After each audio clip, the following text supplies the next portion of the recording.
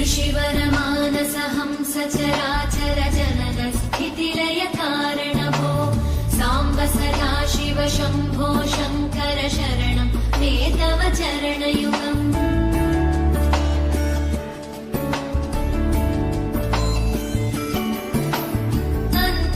अन्तःकरणविशुद्धिं भक्तिं च त्वयि सतीं प्रदेहि विभो साम्ब सदा शिव शम्भो शङ्कर शरणं मे तव चरणयुगम्।